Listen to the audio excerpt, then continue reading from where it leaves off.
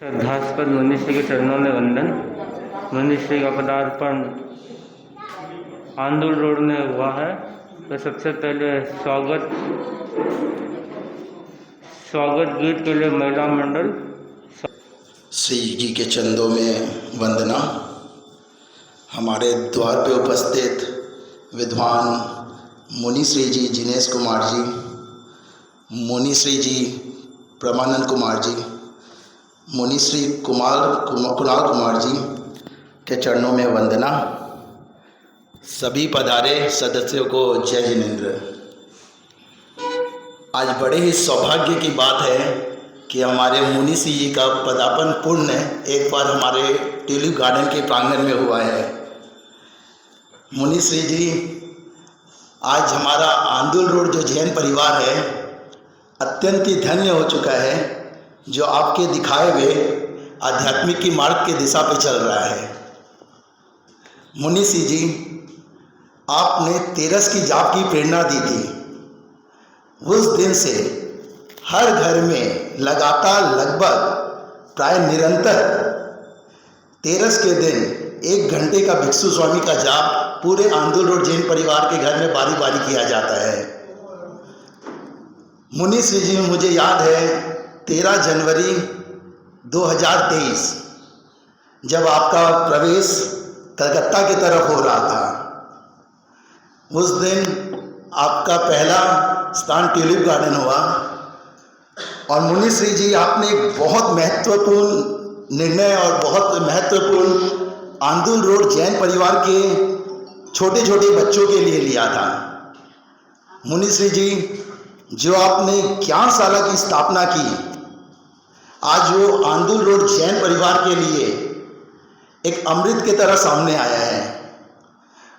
मुनिश्री जी, बच्चे शिक्षा लेने विद्यालय जाते हैं, बट हमारे जो छोटे छोटे जैन के बच्चे थे और जो आंदुल रोड है जो मेन साउथ हावड़ा से 3-4 किलोमीटर की दूरी पे है, तो जो ज्ञानशाला के माध्यम से हमारे छोटे छोटे बच्चों ने आज जो संस्कार लिया है मुनिश्री जी, उसमें मैं दिल से आपका आभार प्रकट करता हूं कि जो आपने उस दिन जो ज्ञानशाला की एक स्थापना हमारे यहाँ पे कर दी। आज एक छोटे से उदाहरण के रूप में मुनिश्री जी बताना चाहता हूं कि हम एक ऐसी पार्टी में गए थे, तो सब समाज के लोग थे।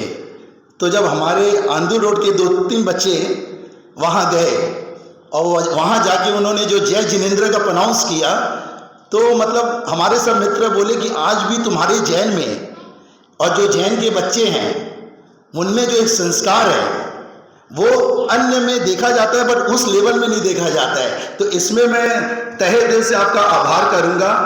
और तहे दिल से हमारे प्रशासिका जी जो हैं कविता जी दुग्गड़ और नीतू जी गिररा, जो आज के व्यस्त समय में हमारे छोटे छोटे बच्चों के लिए हर सप्ताह लगातार 1.5 साल से जो 1 से 3 का समय बहुमूल्य समय निकालते हैं आज के दिन में, उसके लिए मैं आप लोग का तहे दिल से आभार प्रकट करता हूँ।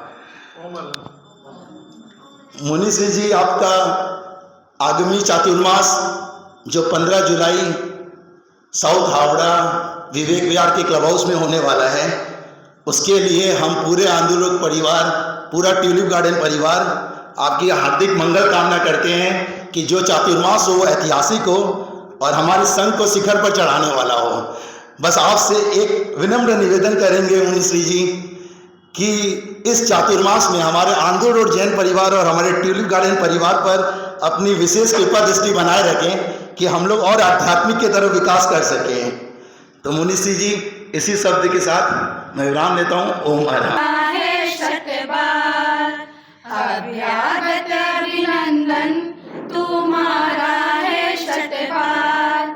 आंदुल महिला मंडल पहनाए स्वर का हार। आंदुल महिला मंडल पहनाए स्वर का। कदम कदम बिखरी है श्रद्धा की कलियां।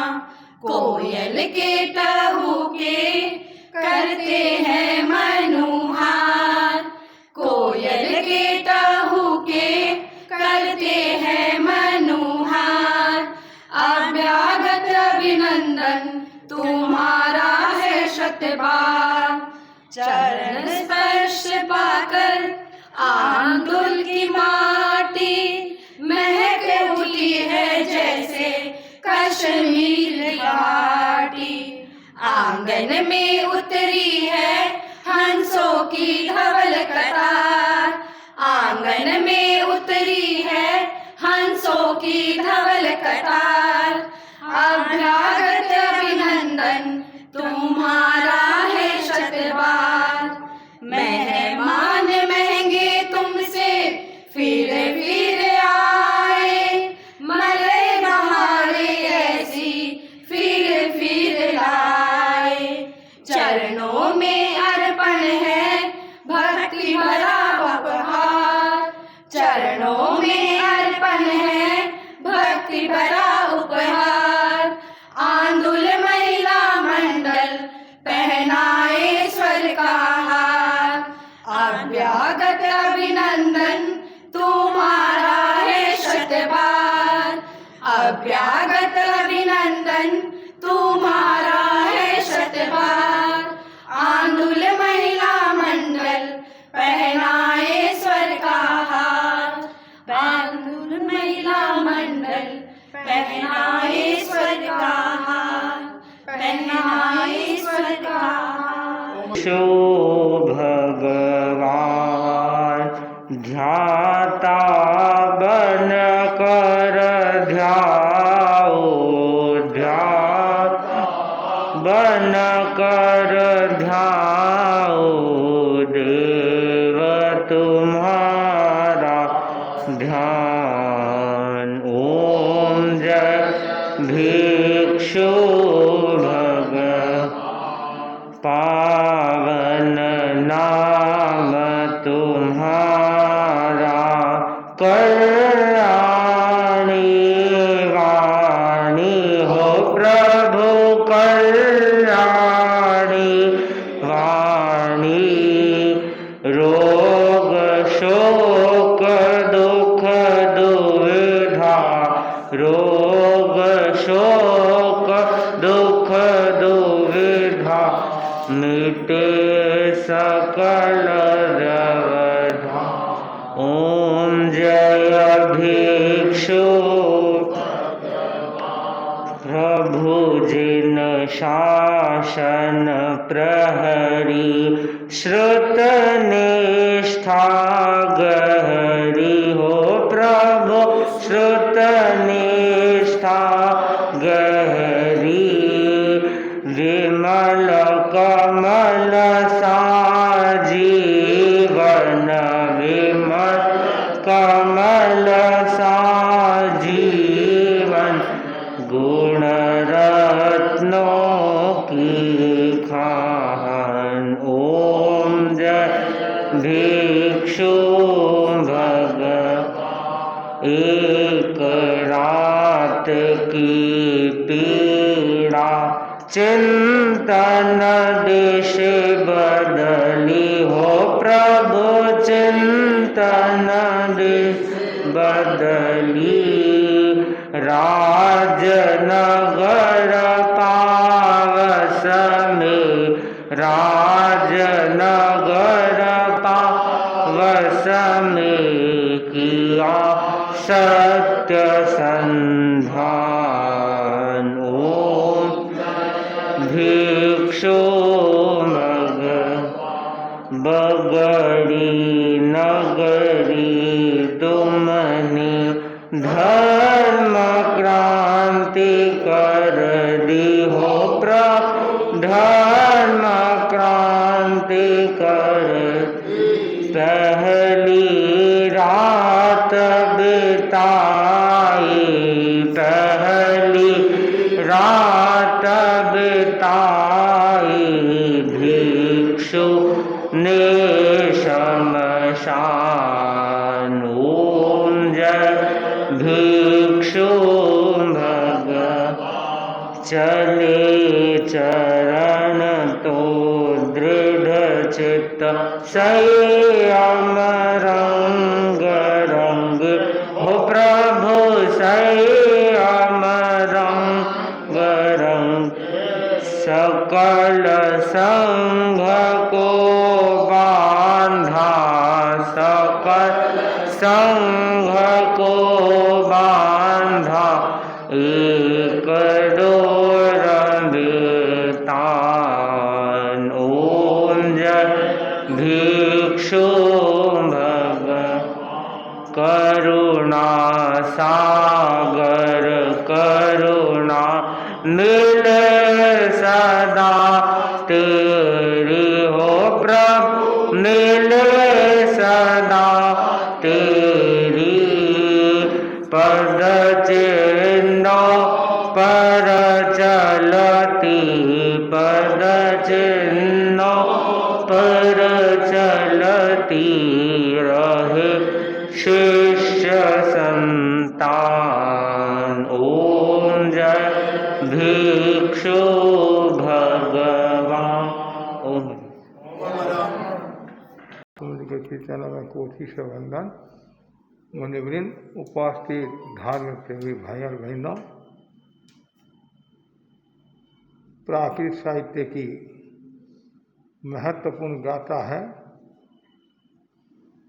जीव दया सत्यवयणम पर धन परिवज्रणम सुशीलम च खंति पंचीन्द्रिय निग्रहो ये धम्मस्य मूलानि। अध्यात्म की संगोष्ठी चल रही थी। प्रश्न उपस्थित हुआ, धर्म का मूल क्या है? दुनिया में सभी संप्रदायों में किसी न किसी रूप में धर्म को स्वीकार करने की कोशिश की है। धर्म के समान कोई निधि नहीं है, कोई सिद्धि नहीं है। धर्म ही बंधु है, धर्म ही मित्र है और धर्म ही उत्तम मार्ग पर चलाने वाला रथ है। जिन्होंने भी धर्म को आत्मसात किया है और जो भी लोग धर्म के मार्ग पर चले हैं, उन्होंने अपनी आत्मा का उत्थान किया है, आत्मा का कल्याण किया है। प्रश्न उपस्थित होता है कि धर्म का मूल क्या है? हम बार बार कहते हैं धर्म करो, धर्म करो, धर्म करो। धर्म की चिड़िया का नाम है। कुछ लोग तो धर्म को अफीम भी बताते हैं। धर्म का मूल क्या है?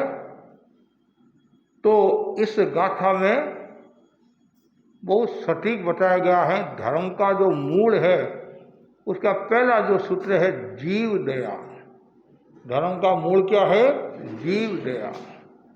अर्थात जैन दर्शन में पृथ्वी का है, अब का है, तेजस का है, वायु का है, वनस्पति का है, तर्स का है,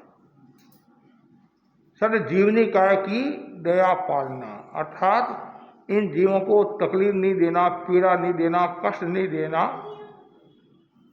जो व्यक्ति जीव दया के महत्व को समझता है, वही व्यक्ति धर्म को आत्मसात कर सकता है। मूल बात यह है, कोई भी व्यक्ति हिंसा में डूबा हुआ है, भोग में डूबा हुआ है, उसको तत्व समझाकर धर्म में स्थित करना बहुत बड़ी दया है। गुरुदेव तुलसी ने लिखा नहीं, पापाचरणा दात्म रक्षा दया। जो पाप आचरण में डूबा हुआ है, हिंसा में डूबा हुआ है, तत्व समझाकर धर्म में स्थित करना, वह है दया। एक लौकिक दया भी होती है, लोकोत्तर दया भी होती है। किसी जीव को बचाना मोह के वशीभूत होकर, वह है लौकिक दया। प्राणों को बचाना लौकिक दया, आत्मा को बचाना लोकोत्तर दया। आत्मा को कैसे बचाए? जो व्यक्ति मैंने बताया जो हिंसा में डूबा हुआ है, भोग में डूबा हुआ है, असंयम में डूबा हुआ है, दुराचार में डूबा हुआ है, तत्व समझाकर धर्म में स्थित करना है। ये धर्म का मूल है। और ऐसे भी दया का बहुत बड़ा महत्व बताया है। जब हम व्याख्यान पूरा करते हैं तो क्या बोलते हैं? दया सुखारी बेलरी, दया सुखारी खान, अनंता जी मुक्ति गया, दया तना फल जान। और आचार्य भिक्षु ने भी दया के ऊपर खूब लिखा है। दया दया सब कोई कहे, दया धर्म से ठीक, दया ओळख ने पासी तारी मुकत नजदीक। इसलिए जीव दया ये धर्म का मूल। और दूसरा सूत्र बताया गया है सत्य वचन। धर्म का मूल क्या है? सत्य वचन। 25 बोल आपको आते होंगे, उसमें एक बोल कौन सा आता है? 8वां बोल योग 15, 4 मन के, 4 वचन के, 7 काया के। 4 जो वचन के हैं, सत्य वचन, असत्य वचन, मिश्र वचन, व्यवहार वचन। साधु 2 भाषा बोल सकता है, सत्य वचन और व्यवहार। सत्य मतलब भाषा, व्यवहार भाषा। सत्य भाषा में भी सत्यम बुरियाद प्रियम बुरियाद। सत्य भाषा में भी प्रिय भाषा बोलना। बात तो सही है, सामने वाले व्यक्ति को पीड़ा होती हो, कष्ट होता हो, घात लगती हो, ऐसे शब्द का प्रयोग नहीं करना। काणे काणे थी मतलब कोई व्यक्ति काणा है उसको काणा नहीं कहना, अंधा है तो अंधा नहीं कहना, लंगड़ा है तो लंगड़ा नहीं कहना, गोरा है तो गोरा नहीं कहना। हे गोरिया, हे कालिया ऐसे बोलते नहीं।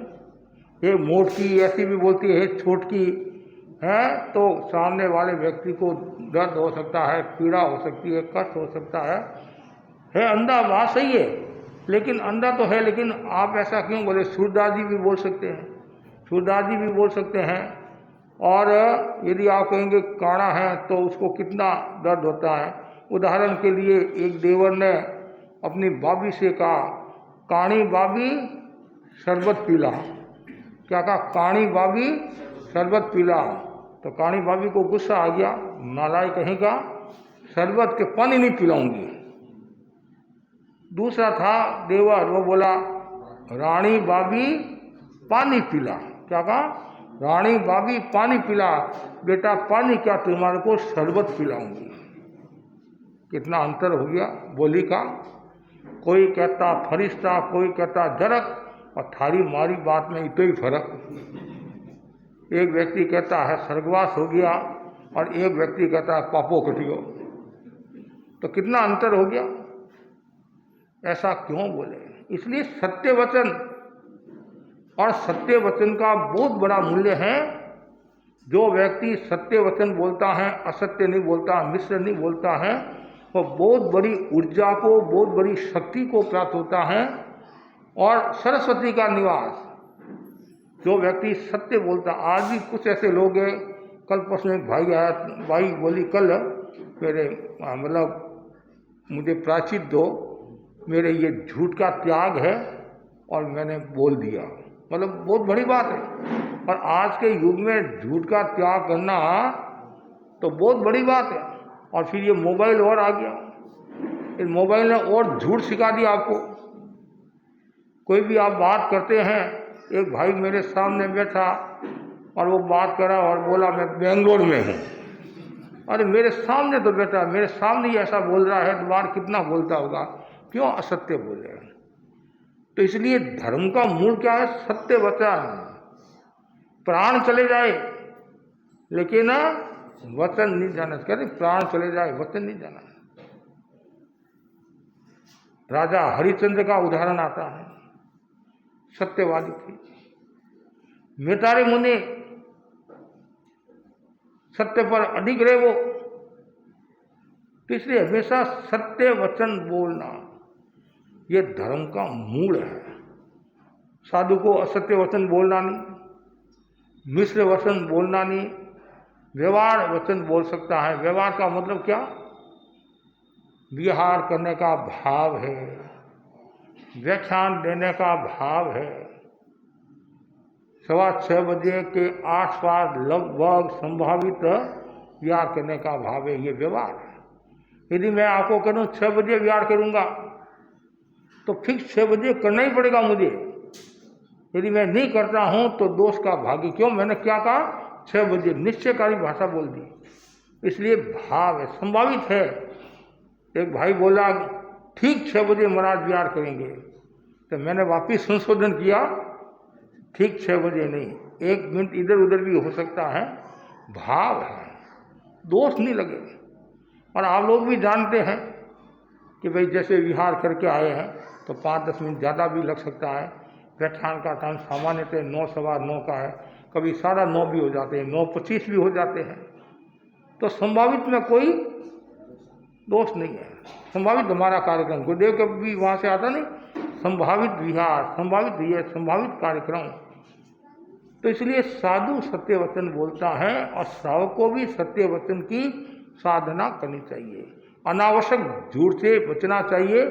और कभी झूठ संसारी बोलना पड़ता है, पहली बात मैं समर्थन नहीं करूँगा, आप बोलो, कभी बोलना पड़ भी गया तो भी मतलब मन में पश्चाताप होना चाहिए, प्रायश्चित लेना चाहिए, ताकि आप शुद्ध हो जाओ। ये धर्म का दूसरा सूत्र। तीसरा जो सूत्र बताया है बहुत सुंदर है, पर धन का त्याग। पर धन धूल समान बोलते ना, आज भी ऐसे लोग मिल जाएंगे, रास्ते में यदि सोना पड़ा है तो भी हाथ नहीं लगाएंगे। नहीं तो बड़े बड़े लोगों का मन बदल जाता। लेकिन जो धर्म में विश्वास रखता है कि मुझे किसी का धन नहीं लेना है। आपने नाम सुना होगा, हमारे नाथ द्वारा के फौजमल जी तलेसरा थे, जयाचार्य के कृपा पात्र थे, और नाथ द्वारा में उनकी हवेली में खूब चातुर्मास हुए। वो श्रद्धा भक्ति वाले थे, आचार्यों की सेवा करते थे, उनके कई नियम थे। पुराने समय में लोग बाहर जंगल जाते थे, पंछी बाहर जाते थे लैट्रिन, तो वो बाहर गए, लालमुख की संभवतः बात होगी, और लैट्रिन जाने के बाद लोटा मांजते थे। पहले लोटा रेत से और मांज रहे थे, और खड्डा से खोदते में रेत है, इतने में क्या होता, सोने का कलश देखा। लेकिन उन्होंने हाथ नहीं लगाया, उनके नियम था, चले गए। वो आवाज आई, अरे तुम्हारा ही है। वह बोला मेरा होगा तो मेरे घर में आ जाएगा, मेरा होगा तो मेरे घर में आ जाएगा। लेकिन उसमें और कोई दूसरा होता, आप भी होते तो हो सकता है, कौन देखने वाला है, कौन देखने वाला। मैंने कोई चोरी थोड़ी की है, मेरे को तो रास्ते में मिला, मैंने चोरी तो की नहीं है। लेकिन ये भी आपके ध्यान में रहना चाहिए, यदि कोई रास्ते में भी चीज़ मिलती है तो भी सरकार को जमा करानी होती है। सदासर की घटना नहीं, सेठ सुमेर मंदी, ये हमारे जब्बर बाबू के परिवार की, तो चांदी निकली थी नहीं, सरकार को बताई उन्होंने। लेकिन फिर सरकार ने भी उनको बहुत बड़ा परेशान किया, ऐसा वैसा, वो ये वो, कहा कुछ भी करो, मेरे को मेरा कर्तव्य था, मैंने निर्वहन किया। लेकिन वो पक्के रहे, मजबूत रहे कि तुम्हारा है, मेरा होगा तो मेरे घर आ जाएगा। मेरे ऐसे त्याग है, आपको आश्चर्य होगा, वो घर आए और वो सोना का जो कलश था, जो भी जो था, मिल गया। ये है हाँ पराये धन का त्याग। मेरा होगा तो मेरे घर पर आ जाएगा। किसी की भी संपत्ति नहीं हड़पना। तुलसी हाय गरीब की कवन निष्फल जाए, मुँहे भेड़ की खाल से लोहा भस्म हो जाए। कोई आदमी गरीब को तंग करता है, गरीब की संपत्ति हड़पता है, जमीन हड़पता है, आभूषण हड़पता है, या कुछ भी, या और कुछ उसके साथ धोखाधड़ी करता है, बेईमानी करता है, और उसकी नज़र धन पर रहती है, ऐसा कर लूँ, यह कर लूँ, वो कर लूँ। पराया धन धूल समान होना। पंडित कौन होता है? पर दरवेशु लोष्टवत, अर्थात दूसरों के द्रव्यों को, धन को पत्थर के समान समझता है। और कभी मन में भी नहीं आना चाहिए कि इनका मैं धन हड़पूं। और जो धन हड़पता है या धन लेकर वापिस नहीं देता है, खुद तो दुखी होता ही है और पूरे परिवार को भी दुखी बना देता है। और कभी कभी एक के ऊपर एक घटना घटती रहती है, एक गया, दो गया, तीन गया, चार गया, ऐसे भी कभी होता है। इसलिए हमेशा मन में भावना भाव कि मैं पराया धन नहीं लूं। चौथा जो धर्म का सूत्र बताया है वह है शील की साधना, सदाचार की साधना। सदाचार आभूषण है और दुराचार दूषण है। आभूषण है, जैसे आप शरीर पर आभूषण पहनते तो कितना अच्छा लगता है। विवाह, शादी, फंक्शन होते तो जैसे कोई सेठानियाँ जा रही है, पुराने समय में है, या महारानियाँ जा रही है, अभिनेत्रियाँ जा रही है, एक स्वभाव होता है। कोई भी मनुष्य का स्वभाव है, उसका भी अपना मूल्य संसार की दृष्टि से। लेकिन सबसे बड़ा आभूषण क्या है? शील।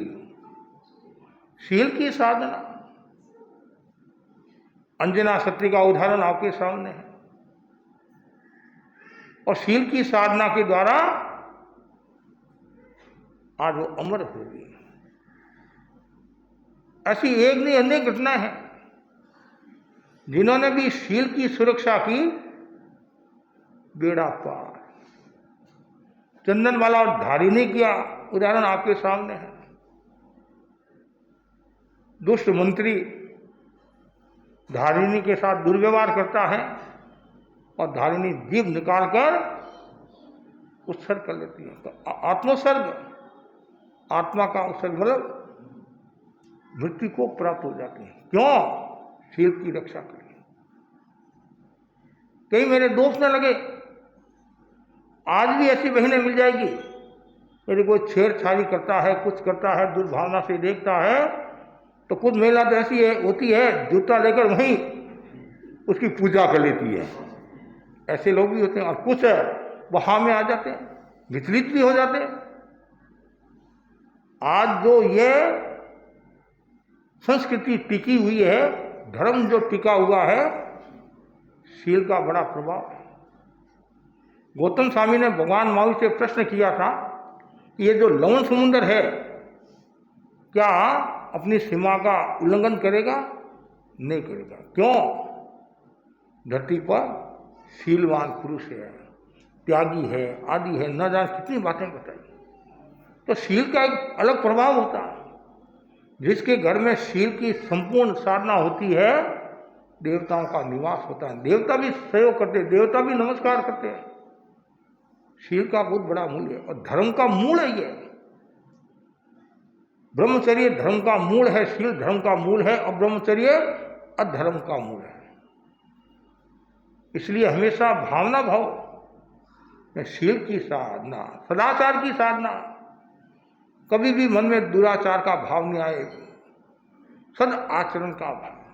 शील का एक अर्थ स्वभाव भी होता है और शील का एक अर्थ ब्रह्मचर्य से संबंध रखने वाला भी होता है। तो धर्म का मूल क्या है? ये चौथा जो सूत्र है शील। पांचवा जो सूत्र बताया है वह है क्षमा। क्षमा के बारे में आप कितनी बार सुना है आपने, और भी आगे सुनाने का भाव रखते हैं, हमारा काम यही है। तो इसलिए क्षमा की साधना, और क्षमा धर्म का प्रवेश द्वार है। क्या है? क्षमा धर्म का प्रवेश द्वार है और क्षमा धर्म का मूल आधार है। और 10 धर्मों में सबसे पहला धर्म कौन सा है? शांति है। क्षमा, क्षमा का बहुत बड़ा मूल्य है। क्षमा का जो रूप, खमत खामना का जो रूप जैन धर्म में जो मिलता है, अन्य दर्शनों में इस रूप में नहीं मिलता। सॉरी बोलते वो। क्षमा याचना और खमत खामना में अंतर है। क्षमा याचना एक साइड से होती है, खमत कामना दोनों। खमत खामना, हमेशा मन में क्षमा का भाव हो। क्षमा को यज्ञ का है, तप का है, तीर्थ का है, क्षमा को ब्रह्मा आदि का है। इसलिए हमेशा मन में क्षमा का भाव। क्षमा वीरसी भूषणम अरिहंता क्षमा शूरा। शूर कौन होते हैं? अरिहंत भगवान। ऐसे तो योद्धा खूब होते हैं, वो योद्धा अलग होते हैं। जो क्षमा की साधना करने वाले योद्धा वो विशेष होते हैं। कैसी भी परिस्थिति आ जाए, क्षमा को नहीं छोड़ना चाहिए। आपको कोई गाली दे दे, दुर्व्यवहार कर दे, अपमान कर दे, तिरस्कार कर दे, सब कुछ कर ले, फिर भी अपने मूल स्वभाव को नहीं छोड़ना, क्षमा को नहीं छोड़ना। भगवान महावीर ने 12 वर्षों की साधना में, 12.5 वर्षों की साधना में भयंकर तपस्या, कितने उपसर्ग आए, कितने कष्ट आए, कितने जीवों ने तकलीफ दी भगवान को, लोगों ने तकलीफ दी, फिर भी भगवान ने क्षमा भाव रखा। क्षमा भाव रखा, तभी उनको ब्रह्म ज्ञान, केवल ज्ञान हो गया। ऐसे देखे तो सबसे बड़ी तपस्या कौन सी है? क्षमा, सबसे बड़ी तपस्या है। कुरकुटुक मुनि ने क्षमा की साधना की, केवल ज्ञान प्राप्त हो गया।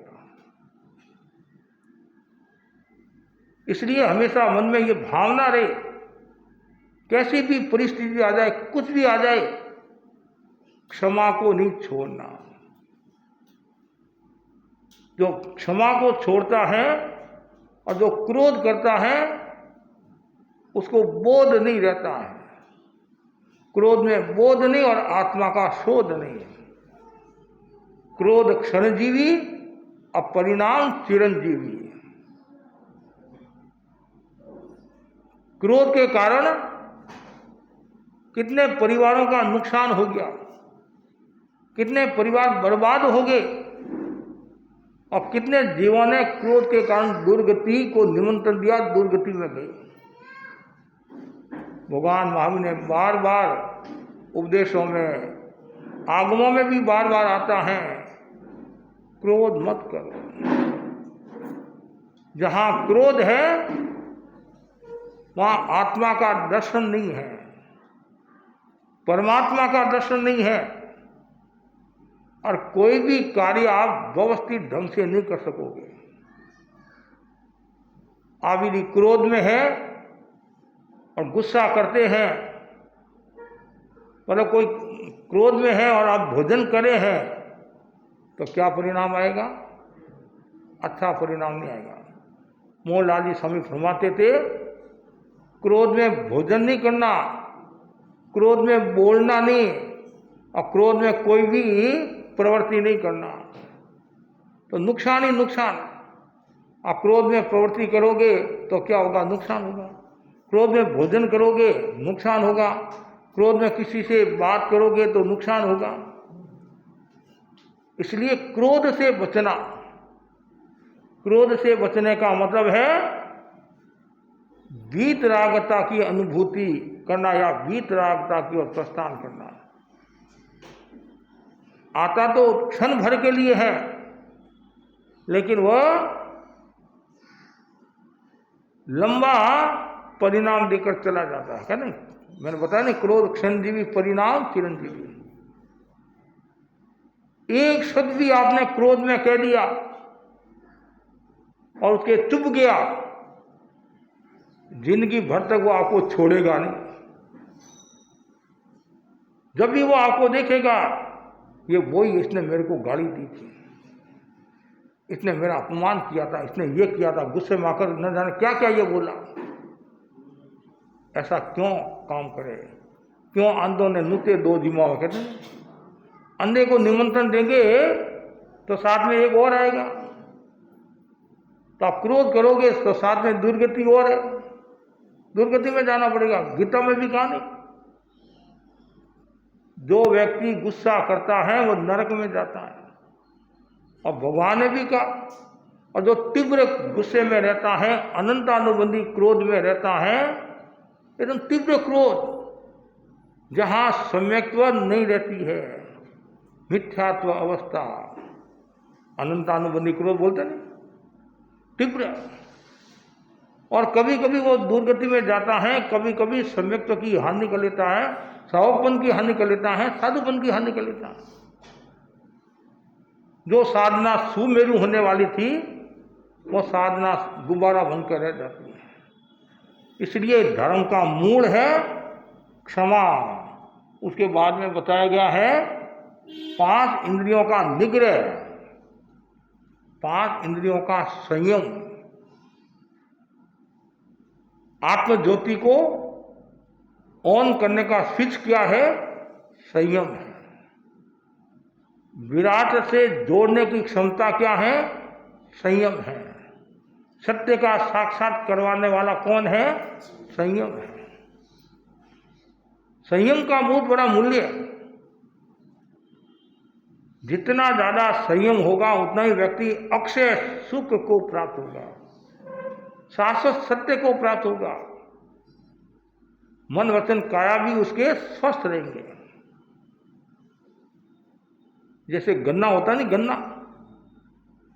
गन्ना में ऐसी ताकत होती है, ऐसा बताया गया है, वात पित्त और कफ तीनों दोषों को दूर करता है गन्ना। उसी प्रकार जो संयम रखता है तो वो 3 योगों का जो दोष है उसको दूर कर लेता है। संयम रखेगा मन का, वचन का, काया का, तो उसका कल्याण हो जाएगा। जैसे गन्ना का रस दोष को दूर करता है, वैसे ही मन वचन काया से जो कोई दोष लगा है तो संयम आप करोगे तो दोष से दूर हो जाएगा। कभी कभी होता है असंयम के कारण नुकसान हो जाता है, लेकिन आपने मन वचन काया का संयम कर लिया तो आगे बढ़ जाओगे, निर्दोषी बन जाओगे। और पूर्ण मन वचन काया का संयम, योग से अयोग की ओर प्रस्थान, प्रवृत्ति से निवृत्ति की ओर प्रस्थान। पूर्ण निवृत्ति कब होती है? पूर्ण योग का निरोध कब होता है? 13वें गुणस्थान में तो योग है और 14वां गुणस्थान क्या है? अयोगी। वहां योग रही, वहां योग नहीं है। चंचलता प्रवृत्ति, मतलब प्रवृत्ति नहीं है, कुछ नहीं है वहां।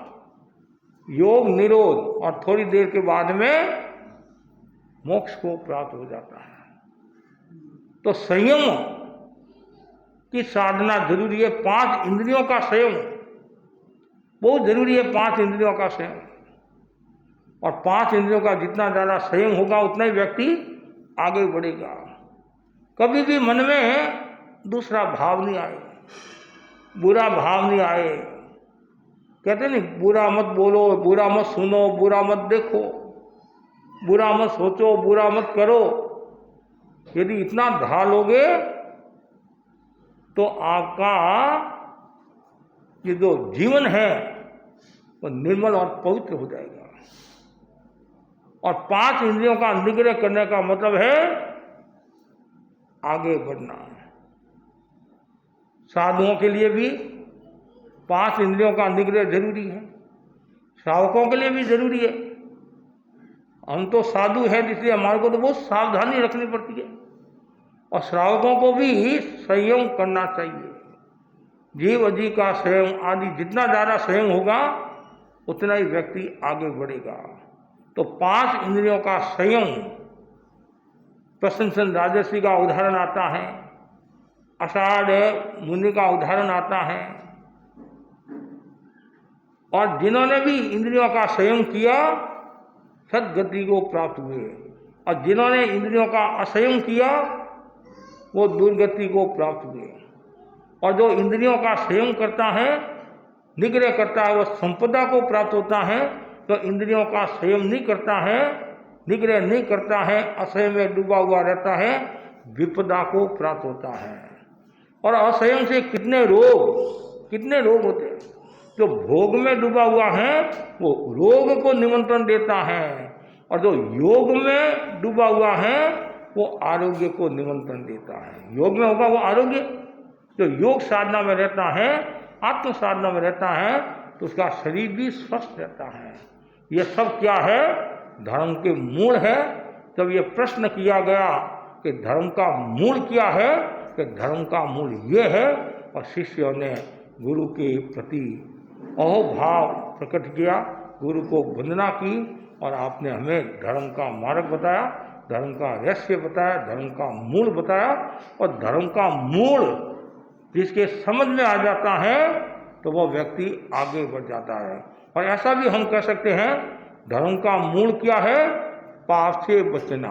बस ये सब बातें आ जाएगी।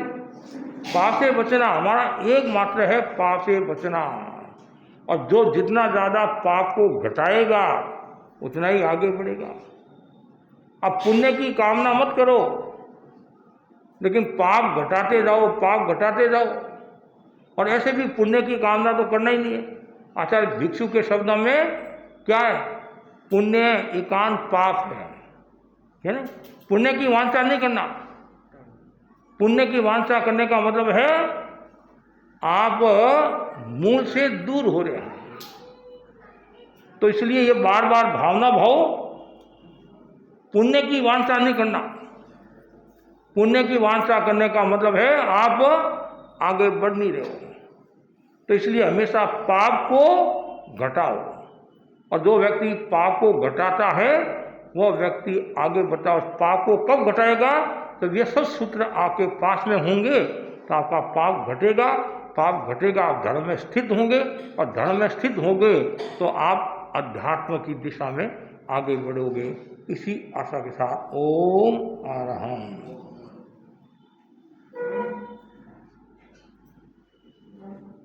आज हम आंदोलन में आए हैं। पिछली बार भी हम यहाँ आए थे, और यहाँ समाज के कई परिवार हैं, और समय समय पर अर्ज भी करते हैं। उनकी भावनाओं को देखकर, भक्ति को देखकर आज हम यहाँ आगे हैं। और पिछली बार भी हम यहाँ आए थे, ज्ञानशाला शुरू कराई थी, और धम्म जागरणा जाप का भी क्रम चल रहा है। इसी प्रकार आगे क्रम चलता रहे। सबके प्रति आध्यात्मिक मंगल कामना। उपवास, एकासना, एक दिवसीय धान्य प्रमाणे एक चीज का करे त्याग। अब किसका त्याग रहा था? किशमिश खाने का त्याग है। आज पूरे दिन भर का प्रवास यही है, और कल सुबह यहाँ से 6 सवा 6 बजे के आसपास बिहार का आइडियल, कल और परसों 2 दिन का कार्यक्रम है। यहाँ 2